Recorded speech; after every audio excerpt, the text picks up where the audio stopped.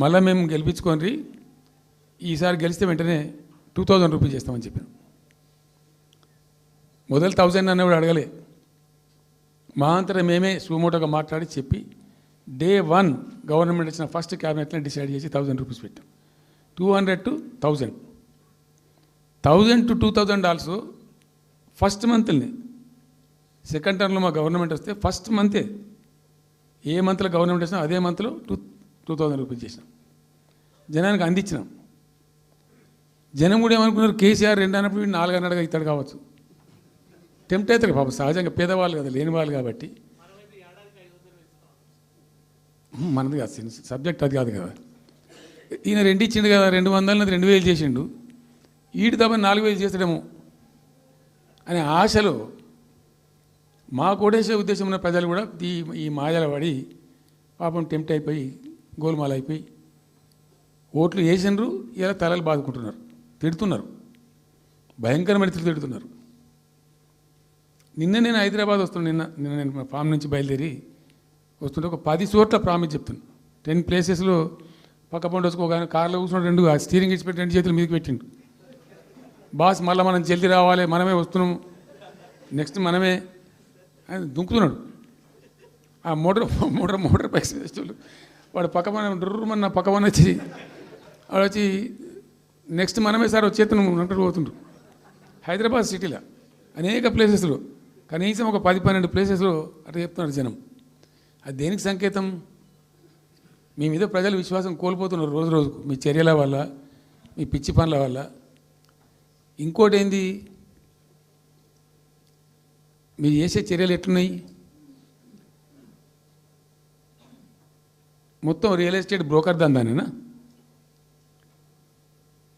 Pharma city ఎందుకు వచ్చిందండి? Pharma city మా ప్రభుత్వం ఎందుకు వచ్చింది pharma city? Why did we bring pharma city at all? అనుకోకుండా కొన్ని ప్రాంతాలకు, కొన్ని రాష్ట్రాలకు కొన్ని సందర్భాలు కలిసి వస్తాయి. భారత ప్రభుత్వం ఆనాడు ఉన్నటువంటి నెహ్రూ గారి ప్రభుత్వంలో ఈ ఫిలకు వ్యాధి, కలరా వ్యాధి వ్యాపించి ప్రజలు ముబ్బడిగా చచ్చిపోయేది. ఎట్లా అంటే దీనికి ప్రాపర్ మెడికేర్ లేదు, ఎక్కడికక్కడ లోకలైజ్డ్ ప్రొడక్షన్స్ ఉండాలని చెప్పి ఐడిపిఎల్స్ అని పెట్టిండ్రు, కొన్ని కీలక రాష్ట్రాలలో పెట్టిండ్రు. అందులో మన అదృష్టంకు ఆ టైంలో హైదరాబాద్ కూడా ఐడిపిఎల్ వచ్చింది. ఐడిపిఎల్ యొక్క పుణ్యమా అని దాంట్లో నుంచి కొంతమంది నేర్చుకొని బయటకు వచ్చి, డాక్టర్ అంజిరెడ్డి కూడా ఐడిపిఎల్ ఎంప్లాయ్, బయటకు వచ్చి వాళ్ళు స్వయంగా పెట్టి చాలా విస్తరించారు, చాలా అంటే చాలా విస్తరించారు. ఆయన దగ్గర అంజిరెడ్డి దగ్గర పనిచేసినప్పుడు బయటకు వచ్చి వాళ్ళు పెట్టుకొని వాళ్ళు విస్తరించారు. ఇట్లా ఏమైపోయింది, Hyderabad has become a medical hub, pharma hub. ఒక ఆయన వచ్చి నాకు డబ్బులు బాగున్నాయి కాబట్టి నేను 10,000 కోట్లు పెట్టి పరిశ్రమ పెడతాను, నడవది, ఎడబడతా అంటే పెడతా అంటే దానికి ఎక్కువ కావాలి. అంటే ఆ ఎంప్లాయీస్, ఆ టెక్నీషియన్స్, ఆ కథా కార్ఖానా ఎక్కడైతే ఉంటుందో అక్కడ సక్సెస్ అవుతుంది. అట్లా ఏమైంది, ఫార్మా యొక్క ఎక్కువ బిల్డ్ అయింది హైదరాబాద్లో. ఫార్మా యొక్క ఎక్కువ బిల్డ్ అయిన ద్వారా చాలా ఇబ్బడి ముగ్గడిగా కంపెనీలు వచ్చినాయి ఇక్కడ. అసలు 1/3 వరల్డ్కు మన జినోమ్ వ్యాలీ నుంచే వ్యాక్సిన్ సప్లై అవుతుంది. ఇలా 1/3 of the world Hyderabad genome valley నుంచే వ్యాక్సిన్ సప్లై అవుతుంది. అట్లా ఎప్పుడో ఉన్న బయాలజికల్ ఈవెంట్స్ ఆ రాజుగారు స్థాపించారు ఆ కాలం 104 సంవత్సరాల క్రితం నిజాం పీరియడ్లో. అట్లాంటి కంపెనీలు వస్తూ వస్తూ వస్తూ వస్తూ వస్తూ Hyderabad has become a best destination for pharma. అయితే ఏమవుతుంది, ఆ రసాయనిక వ్యర్థాలు ఏవైతే ఉంటాయో అవి కొద్ది కారకాలు ఉంటాయి, ఇబ్బందులు కలిగిస్తాయి.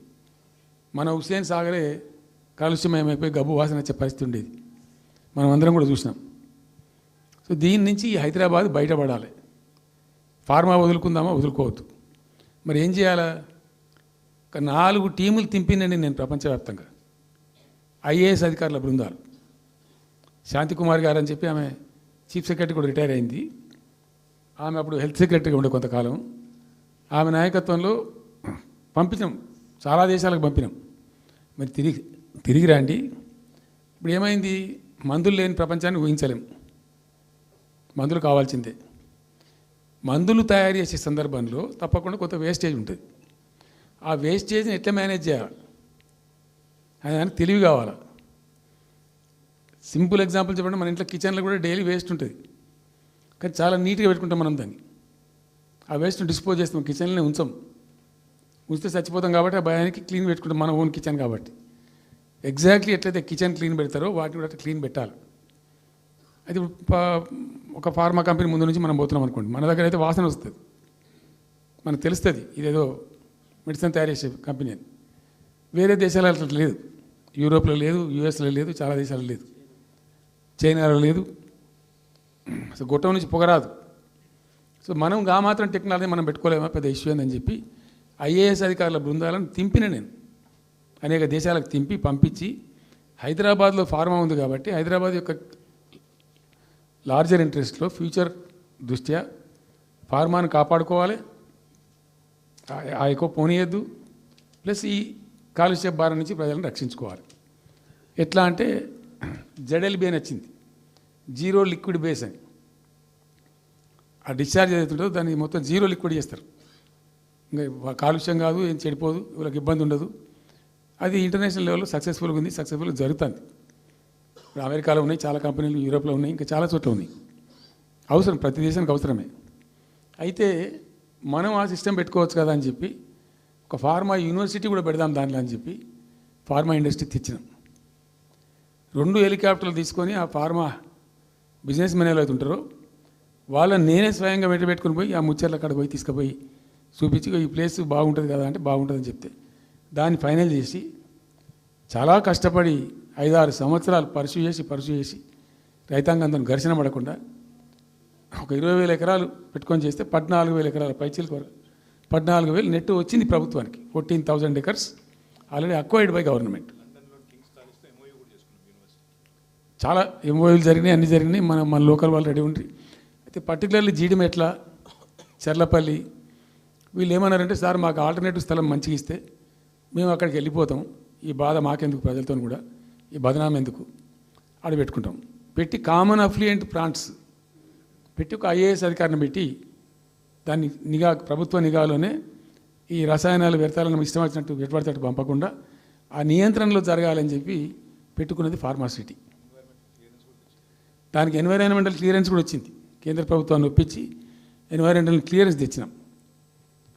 హైదరాబాద్ మొత్తం ఫార్మాను ఒకటే దగ్గర తీసుకుపోయి పెట్టాలి, అక్కడ ఫార్మా సిటీ కట్టాలి, అక్కడ పనిచేసే ఎంప్లాయీస్ కూడా పొద్దాకి ఇటు అటు తిరిగేటువంటి అవసరం లేకుండా మంచిగా బ్రహ్మాండమైన సిటీ రావాలి, వచ్చే సిటీకి కావాల్సినటువంటి ఆల్ ఇన్ఫ్రాస్ట్రక్చర్ రావాలి అని చైనాలో నేను చైనా పోయినప్పుడు చూసినట్టు అది 70,000 ఎకరాలు వాళ్ళది, చాలా హ్యూజ్ ఫ్యాక్ట్. మనకి ఒక 20,000 ఎకర్స్ అయితే మస్తు అవుతుందని చెప్పి మేము తీసుకొని చేసినాం.